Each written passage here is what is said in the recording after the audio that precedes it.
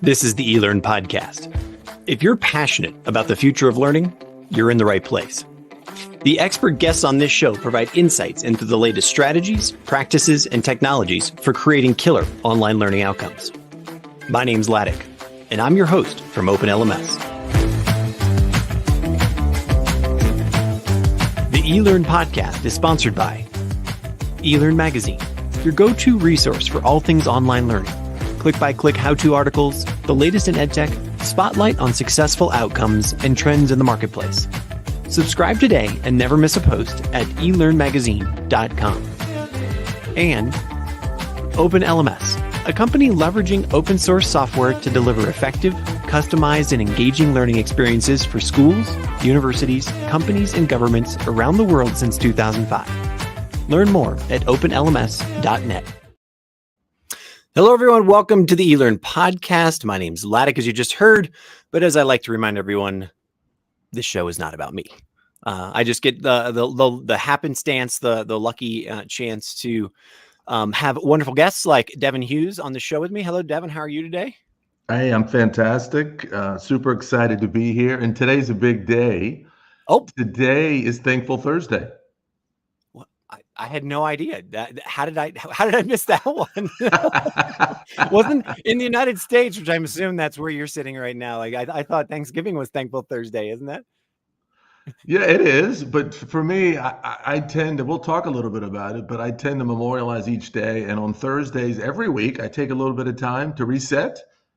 And instead of talking about all of my problems, talk about my blessings. You know what? That is one of the coolest ways I've ever started off a conversation. I love that. I absolutely love that. Fantastic. So, and is every Thursday Thankful Thursday? So you've got like 7 days of the week? It is. Like tomorrow's Feel Good Friday. Okay. All right. Self-Care Saturday and, Soulful Sunday. And I go on and on. I'm just very intentional about creating space in my days for the things that matter. Yeah. And I give them a theme, and then I operationalize those, which we can talk about via some activities and some behaviors to be the best version of me. I'm ready for this conversation. This is fantastic. I'm raptured in right now. But first, where are you? Where actually are you in the physical world right now? I'm in San Diego County. Actually, I'm in San Diego. Okay, nice. All right, excellent. I hope that it's not too wintry there yet, or if it ever gets wintry. But anyway, it does not. But for us, when it gets south of 60, people start bundling up and wearing. I feel that. I mean, I'm south of you. I'm in Mexico City, so we just had a little cold snap, and it's actually in the 50s because we're at altitude, and so it's getting kind of chilly here. It's getting kind of chilly. But it's fantastic. So you've now teed us up that you're a person that focuses on, crafting, a positive experience, especially a positive mental health experience. Give us the 30, 60, 90 seconds on who you are, where you come from, what you do. Yeah. So I speak, write, research, consult. 99% of my professional career is in the organizational development culture space, with organizations, school districts, nonprofit, profit, government, etc. Part of that is how do you operationalize an organizational culture where people can be the best version of themselves to drive outcomes that you care about. And to do that, I leverage the tenets of positive psychology to drive engagement, belonging, connection, etc. I'll even step back a little farther. I was born in Washington, D.C., to a father who dropped out of high school in the 9th grade and a mother who barely finished high school. And so I say that because too often people look at me and they make all kinds of presumptions about how I got here. I've written a few books, been all over the world, not realizing that I could barely read till I was in the 5th grade. I'm neurodiverse, as they say. I'm dyslexic. Okay. To start off, remind everyone, because we've had other people talk about positive psychology before, but remind everybody what the tenets of positive psychology are. Yeah, so I based it based on the work of Martin Seligman out of the University of Pennsylvania, who some call the father of positive psychology, and he came up with a model. It's called PERMA, and it's a theory of well-being. And PERMA stands for positive emotions, engagement, positive relationships, meaning, and accomplishment. Hmm. And in that, again, in those different spheres or domains, we get what we call flourishing. Some people call it the science of happiness. You can wordsmith it as you may, but those tenets in that science. I look to operationalize that within that sphere, whatever organization or teams I'm working with. How does one start to bring this into a learning setting, both as, and let's start from the educator or the designer of education side. If I'm thinking about, creating a course, or I'm thinking about delivering a course, or it's the start of a semester in my college or university right now, like what are the places where, where do I start with this? Yeah. So let's just hypothetically say that, I'm an instructional designer or I'm facilitating a course or whatever it may be, right? So um, clearly, I think about if I start with the end in mind, right? I want the the folks in the class to walk out not only to get it intellectually, I would imagine, right, to understand the learning points, Mm-hmm. but more so, again, this is where I have a strong bias to operationalize it, to do something with it, Mm-hmm. right? Because I want to activate it. I don't want to just, I mean, talking about it's fantastic. There's a lot of things we know to be true, but we don't do. But I clearly find in my work that information is rarely transformation, right? Just like you know this, we should eat right and exercise. Yep. Mm-hmm. And half the country, I mean, half the world doesn't do it. So clearly, it's not about the information. We've got more information than we've ever had in the history of the planet. I want to just put a flag in the ground there, to say that this is I'm definitely trying, not trying to steal your thunder here at all, but this is something that I've kind of chuckled at for such a long time, where there's a lot of stuff, we've had a lot of science for a lot of years around, Mm. for a lot of things, and yet, yeah, just like you said, eating right, exercising every day, that is a very good strategy to having a long, healthy life, right? And yet it's so difficult to get people to do that. And one of the ones that I always chuckle at is all of the accoutrement that people put around them, that especially are reminders of either positivity or family or productivity or these kinds of things, and yet those are the things that they don't do. I'm like, well, there's probably truth in those things. You should probably actually do what those little things say, right? So anyway, just affirming your point. No, and agreed. And so, and I'll talk anecdotally, and I'll also bounce back and forth between my experience and the research. So, in terms of your question, though, so why does it matter if I'm facilitating, design or any way I'm trying to drive course content to some learning? Because ideally, I want people to walk out of the room to get it, be excited about it. That usually helps to put it in context, right? And then be able to do something about it, to be able to activate it. Well, in order to do that, we need to tap into hearts and minds, right? I need to get them engaged, right? Okay. So I know that. So clearly, and I think anyone would agree with this, that human beings are better when they feel better. Mm-hmm. Outcomes improve. And I think most people would agree with that, right? The best version of you and I and others, and we're in a better headspace emotionally. So if we know that, then how do we create an experience in a classroom, whether it be virtual or in a classroom, where people are like, wow, that feels different? You see, because we've been taught that we're thinking machines that feel. That's incorrect. We're feeling machines that think. We feel everything. Mm-hmm. And so knowing that, I would create an experience to tap into that. So how you start a lecture and how you end a lecture is almost as important as what happens during the lecture. Give me, How, and so yeah, can you give me um, uh, a tangible example of maybe, what would be two or three different ways that you'd start or end a lecture, or start or end a class? And I'm kind of stunned here, because that it really resonates me that we're feeling creatures that think, right? And that's a really different way to think about the human experience. So, but over to you. Yeah. So in terms of starting a class, right? Too often we get up and we want to lecture and we want to pontificate and talk about ourselves in the third person and use a bunch of jargon. Then do we just go ad nauseum? I would suggest you come out fast and furious and get them engaged right away. And so one way to do that is somewhat analogous to what we did today. I started and said it's Thankful Thursday. So why don't we start to set the context for today? So I might say, folks, before we get started here, let's memorialize today. Today's Thankful Thursday. I'm going to give you 3 prompts. I want you to go where the energy goes, because the best version of you is when you're in a better place. So here's the first prompt. What's one thing you're excited about the holiday season today? What's one person you're most thankful for, but maybe you don't tell them enough? And what's one thing you're excited about 2024? And I'm going to give you 90 seconds. I want you to process it individually. Let's go. And boom, they're off. And they're running. And they're already engaged in the conversation. Love and it. it is yes. And then I may do think, pair, share. Do it individually. I want you to turn to your left or turn to your right. I want you to share with another person. And again, it's just engagement tools. They're not new, but the quicker that you can get people engaged in that, you'll build a coalition of the willing quicker. You get people feeling, you get neurons firing, and engagement will go up and learning goes up. No brainer. I love it. So where where do you take engagement from there? Do you reintroduce that periodically throughout a lecture or throughout a class?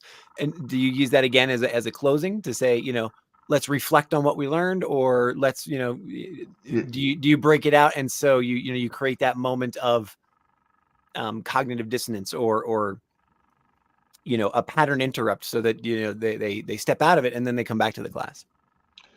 All of the above. And so one thing I might do is I go, all right, so think about the person you're most thankful for, but maybe you don't tell them enough. I want everybody to grab your device. I want you to send that person right now a text or email, let them know that you're grateful, you love them, you appreciate them, you're thinking about them right now. We're not going to be anti-technology. We're going to use it as a tool. So I have them literally right there do it. And what happens when they do that is literally, as we go throughout the training, they're getting texts back. They're getting emails back. So they're already seeing themselves in a new state that they can absolutely change. And then to close out, we do a little bit of reflection, certainly. How many got a text back? What are you most thankful for? So what we're going to do is we're going to give you an action plan. So for the next 21 days, today was day 1, I want you to commit to think of 20 other people that you're thankful for, that are maybe blessings. And again, I could go on and on, but that's just one example of many. So I'll pull the thread all the way through. For example, I did a lecture the other day on gratitude. How do we operationalize gratitude in an ecosystem? Well, the best way to do it is not to talk about it, is to do it. And anything that I do or lecture, we're going to get absolutely right into it. We're going to throw them right into learning. See, I find that there's a message in the mess. And so we're going to get messy quickly. So either way.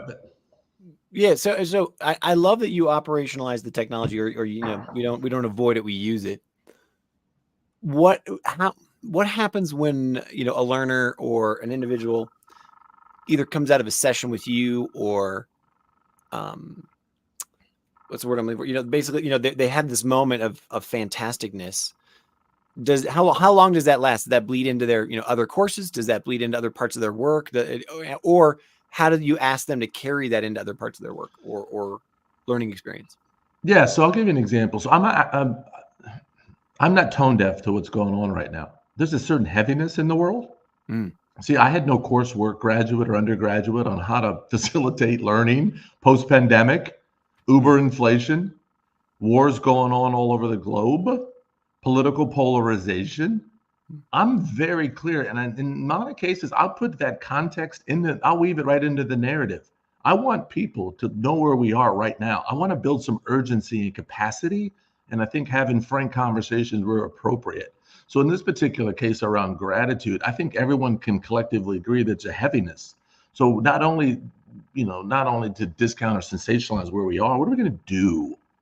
So part of that is, and for that example, in terms of reaching out and texting or email, and what I often do is have people partner up. So since we've all agreed that we need to operationalize gratitude, right? We're going to change the planet. Well, in order to change the planet, we need to change our mindsets and our behavior. Well, what we're going to do, I want you to find a partner in the room. for the next 21 days. This is going to be your accountability partner. This is going to be your Batman and Robin, your Starsky and Hutch, your Thelma and Louise, your Abbott and Costello. I want you to go sit next to that human being right now. And I'm going to hand you an action plan. And you can do it, use it paper and pencil, or you can do it digitally. That's up to you. But I want you to figure out over the next 21 days how you're going to support each other and how you're going to be the best version of himself. So that's how I build capacity. And that's also how we build relationships that extend outside the classroom, because literally they're checking in each day. Your sole mission is to check in on your partner and say, hey, checking in. How's it going? Were you able to do it? Where are you at? What do you need? And facilitate conversations. So I'll give you an example. I'm going on a little bit of a tangent here, but we've lost the art of connection. We've lost the art of conversation. I was in the UK not too recently, and I noticed it popping up everywhere are called chat benches. They're also in Canada. Now, for those of you who don't know what they are, they're literally benches in parks with signs encouraging human beings to sit down and talk to each other. So that's where we are. Can I riff off that for a second? Yeah. It's an and, not a but. And I literally was having this conversation last night at a dinner with a woman who is a designer, right? But she kind of has a cross cutting, perspective and company that works on architecture and urban design and landscape design, these kinds of things. And it was like, it's her sole passion to create public spaces that encourage interaction. She says, we've lost it, we're these public spaces, you come where we are here in Mexico, public spaces are just, they are used and they are, they're incredibly engaging places, especially, after work hours and on weekends, right? They're filled with people. And then she said, then I'll fly to LA. And she's like, it's exactly the opposite. She's like, all these public spaces are totally empty. They're not, there's no one there. And so designing those spaces to encourage interaction is incredible. We've also been talking a lot about it here, not on the podcast, but in our AI summit, about it's just getting, it's just easier and easier and easier to just not actually interact with other humans. Right? It's not funny, but it is funny. Well, no, I mean, and we're laughing at the problem, near the problem, not necessarily at it, but it's the truth. Well, I don't have any studies to put on the table here, but it's more likely that, my kids, people who are my kids' age, 15, teenagers, et cetera, Gen Z, they're more likely to text one another in the same room than they are to actually just talk with one another. It's kind of crazy. No, agreed. So, I mean, again, and let's even put it in broader context. We got 5 generations in the workforce. So you got folks like me and older that when we were in undergrad, we had something called a typewriter. And it was this archaic device that the company had whiteout, and it was really ultra high tech.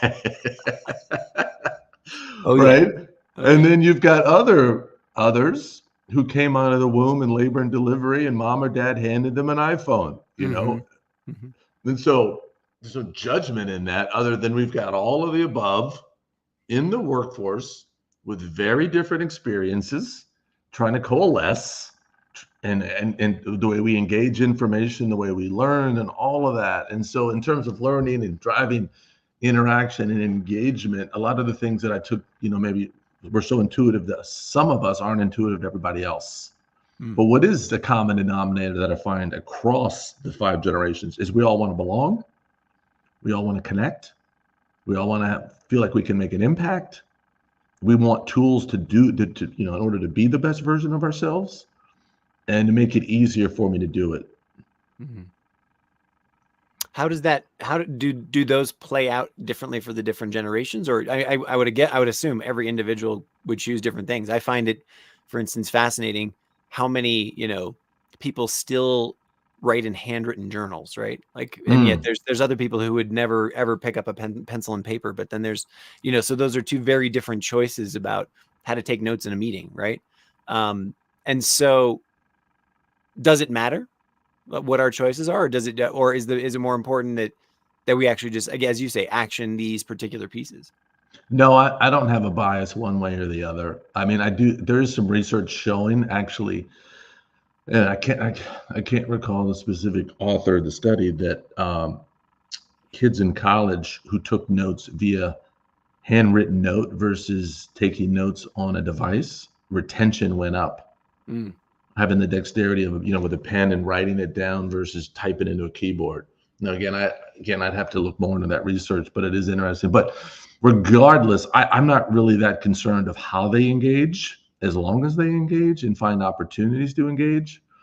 I think is the more important piece. But regardless, I think in terms of where we are right now, in terms of learning, again, I mean, in just organizations in general, I mean, it's really challenging, right? You've got some people calling everybody back, some are hybrid, some are remote. Is it 2 days? Is it 3 days? Some people got hired it's a mix, right? I mean, again, this is all stuff that we're really building a case study as we go through it.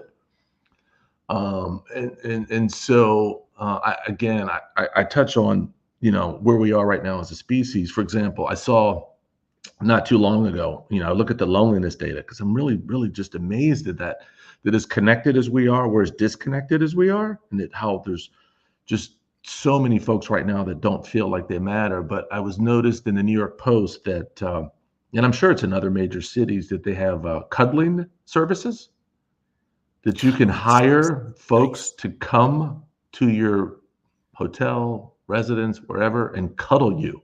And at first I thought, is this a meme? Is this a joke? Sure. Is this And sex work? In another name? Yes. And I'm sure it goes off the rails, but when I dug into it, it was real. That literally people needed people to come and just cuddle them. And I said, wow, is that who we are right now? I need random anecdotal strangers to walk in and just hold me. We're starved for connection is the point. As much as we say we don't want to be around people, we do. We need it. We know we're social animals. So give us some tips, as a, for educators, again, creating experiences for learners that are a part of these experiences. What are your go-to pieces of advice for overcoming awkwardness, for overcoming, shyness, for being able to, approach connecting with a new person, all, those types of pieces. Yeah. So a couple different things, and some of them necessarily. I'll give you an example. One that I use, and it's contextual, right? So one of the things I might do, because I think a lot of times we show up in spaces, right, and we make presumptions about people based on what I see. For example, how I show up. So I think there's so much more to me and you and others based on what I see. I mean, we know the whole kind of tongue-in-cheek, don't judge a book by its cover. So one of the activities that I use is, do we all have a story, right? We all have a story, but we tend not to tell the story because there's some shame, or we don't feel like people would care, or whatever it is. But stories are really powerful. We know generationally stories matter. And so I'll start with myself. And so I'll give you an example. We'll just play this out. Can I just play this out with you a little bit? So Love to. Happy to. People look at me and they make all kinds of presumptions, right? But they don't really know my background or my story. So I'll give you an example. So I was born in 1969. I told you a little bit, to an African-American father and a Caucasian mother who met in a segregated South. My mother had me when she was 19, barely graduated high school. My grandfather was a part of this loosely affiliated group that liked to wear bed sheets on their head and burn crosses on the front yard. That would be the Ku Klux Klan. So as you can imagine, he wasn't too excited about that unholy union. Now, see, I grew up in a space looking at my skin color and how I show up in spaces. People didn't know who I am or my ethnicity or my background. So they'd make all kinds of pejorative comments about me. And I tell you this story because what you see is not always what you get. And, so that's just one nuance. So then I will flip the script and I'll say, you know what? So we're going to channel a little bit of vulnerability today, because we're going to be working together. And it's really important. We all know that we should develop really tight, cohesive relationships. So I'm going to ask you to unpack your story. So I'm going to give you 3 prompts today. So here's the first. My name is, and I am from. One thing you cannot tell just by looking at me is, this is important for me to tell you because. And then I give people 2-3 minutes to process that. and then turn to your left or turn to your right, find a partner. You share, they share, we all share. And I did this in Vegas in October. I was doing a keynote at ATD, Okay. at Org Dev, and Mhm.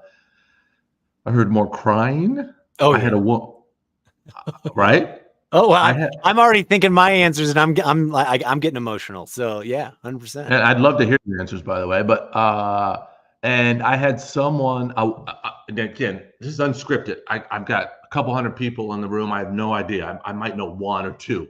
I had a woman grab the mic and say, got really emotional, and said, "I've been married 17 years, and I just learned something about my husband that I didn't even know during this activity.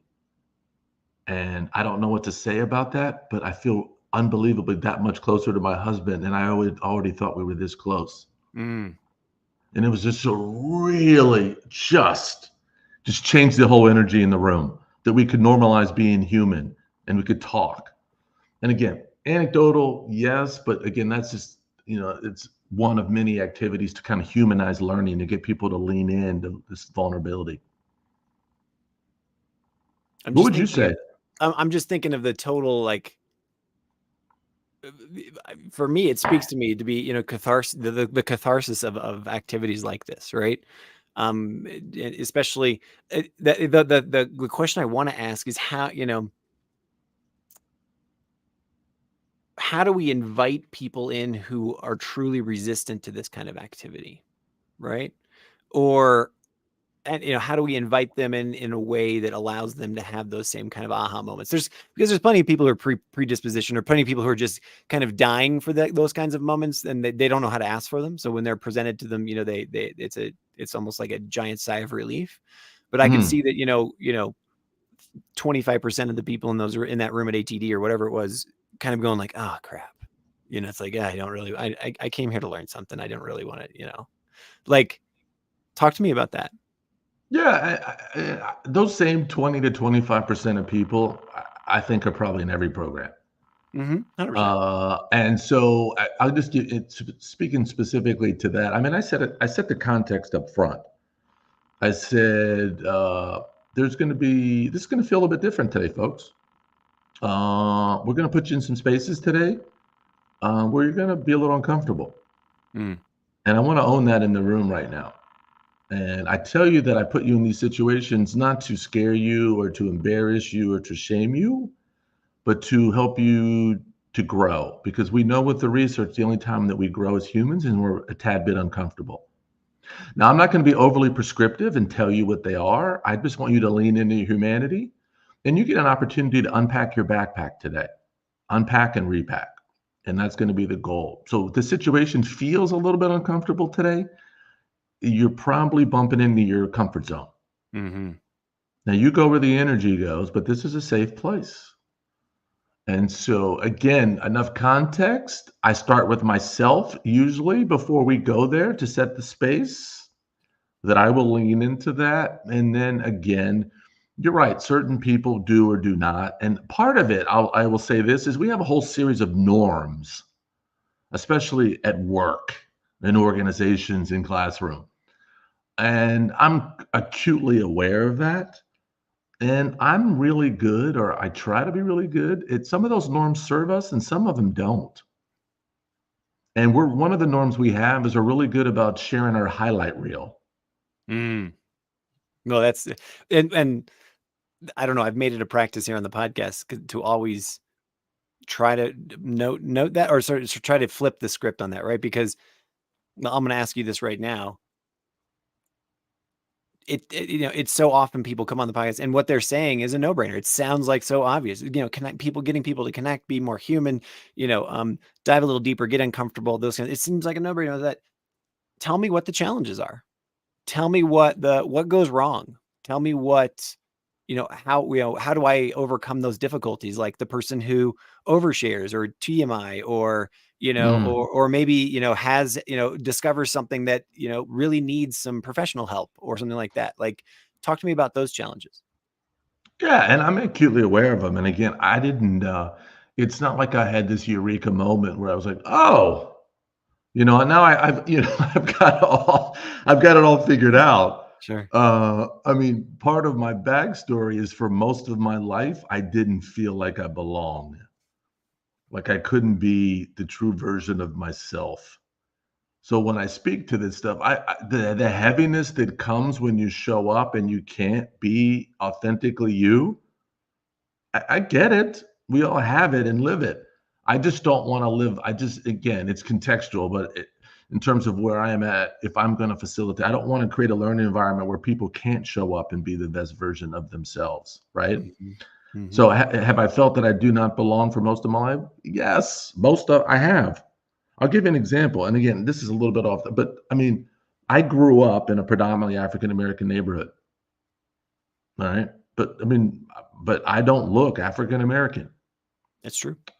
I do not. And so most of my life, people would look at me and just give me the look. Or I remember when I was in kindergarten and like it was yesterday, and my mother was working and I was going to kindergarten with my father, who's got, this is early 70s. And he's holding my hand. He's pulling me in. I'm a little nervous about going to kindergarten like anybody would.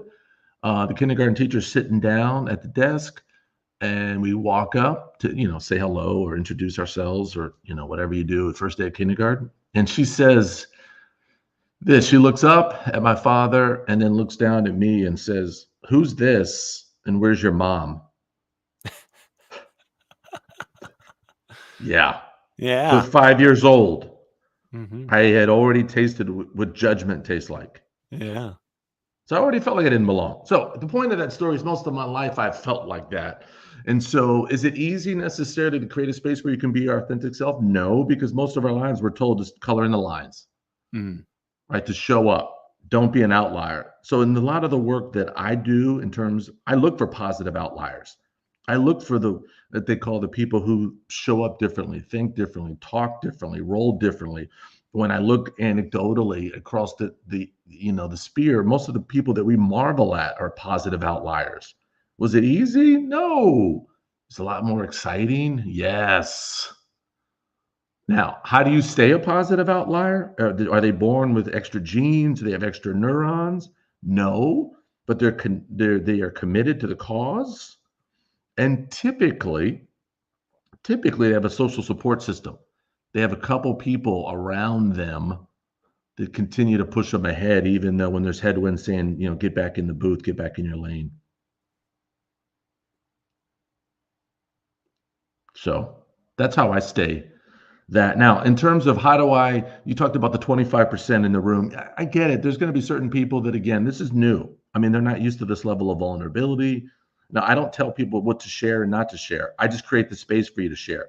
Now, whether you share or not or overshare, that's okay. Again, I'm not at the table. That may be you. But there's no doubt when you're in a room, you will see the energy change Mhm. and you'll see humanity show up. And you cannot help but be connected like a Wi-Fi signal when you see people diving in, leaning in. See, there's no agenda in the conversation in those three prompts. You don't know where they're Right. going to go. The only Right. thing that you're giving people is your attention. You're being present. And Mhm. it's just magical when it happens. So Devin, I'm always amazed at how quickly a half hour goes on these conversations.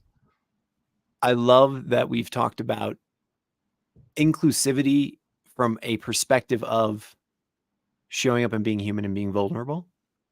It's a rare treat to be able to, just be able to talk about that on a Thursday. So I'm very thankful for that. Thank you so much. Leave us with a thought about, if I am a trainer, a professor, a teacher, what's your, you've alluded to it a couple of times in our conversation, but let's round it out here and tie it in a bow. Where what's one way that I can bring this positivity, this sort of action into my classroom tomorrow, and start taking those steps? So I will. So I think well-being should not be hopeful happenstance. It should be part of the curriculum. I think you need to weave well-being into everything. Now, just like we started with Thankful Thursday, I think, again, in terms of engagement, but again, the learners in the room, you need to weave well-being. Again, how you start and how you finish are big deals. whether it's gratitude or whatever. Again, there's a lot of opportunities here to weave well-being into it. Now, I would also say this is from a facilitator standpoint, you cannot give what you do not have. You cannot pour from an empty cup. So if we're gonna weave well-being into the classroom, you need to start with yourself. What are you doing every single day to be a better version of yourself? And again, I would suggest that you start being really prescriptive about doing some things that fill you up. Are you moving your body every day? What are you doing mentally? Are you reading? Are you writing? Are you creating? Are you learning? What are you doing spiritually? Are you meditating? Are you praying? Are you studying? Are you growing? These are things that I'm very prescriptive about doing every single day. And I would say this, that pressure is a privilege. If pressure's not involved, it doesn't matter. I look to put myself in situations every single day where I'm a little bit uncomfortable, and because that's where the growth is. I want you to lean into it. And some of the most provocative people that I've found on the planet are comfortable being uncomfortable. Mm-hmm. So I've written 21 books. A kid who couldn't write or read until he was 11. Think about that. I couldn't read till 21 books. How does that happen? Again, I'm not magical. I'm not Edgar Allan Poe, because I'm in spaces where I'm wildly uncomfortable with wildly crazy people who think that anything's possible. And in those spaces, that's how magic happens. I would argue the same thing can happen with a lot of folks like you and I and others. On that note, for people who want to experience this magic, how do they get a hold of you? Certainly all over social media. My website is Devin with an I, DEVIN, CHUGHES.com, DevinCHughes.com, social media, LinkedIn, etc. Would be the best way to get in touch with me. Devin, thank you so much for taking time out of your day to speak with us about this. Thank you for having me. It's been fantastic.